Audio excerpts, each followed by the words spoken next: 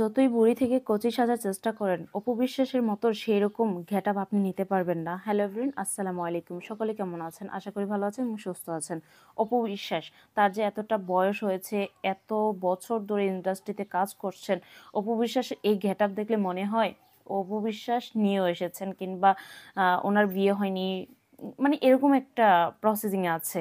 আর এই মহিলাকে দেখেন, ওকে দেখলে মনে হয় কি ৮০ বছরের বুড়িও ফেলে ওর কাছে। দেখেন গালের নিচ দিয়ে এবং কি চোখের নিচে একটা ভাঁজ পড়ে গেছে, মানে চাউনিতে একটা বৃদ্ধ বৃদ্ধ একটা ভাইব চলে আসছে।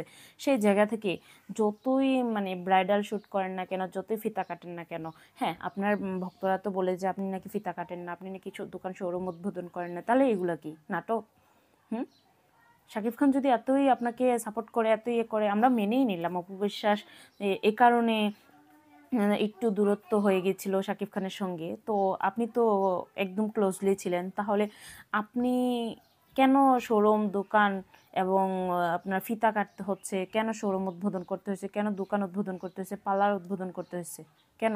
কালকে দেখলাম আপনি শাড়ির দোকান উদ্বোধন করতেছেন, মেলা উদ্বোধন করতেছেন। এটা কি কোনো কথা হলো? বাংলাদেশের একমাত্র superstar lady queen megastar Shakib খানের দ্বিতীয় ওয়াইফ বলে কথা, সেই জায়গা তো আপনার দাপটটাই ছিল অন্যরকম। আপনি কেন দোকান শোরুম উদ্বোধন করে খেতে হচ্ছে? কেন? কি কারণে? আপনার কি টাকা পয়সা কম আছে, না শাকিব খান দিচ্ছে না? এটাই তো মনে করতেছি আমরা।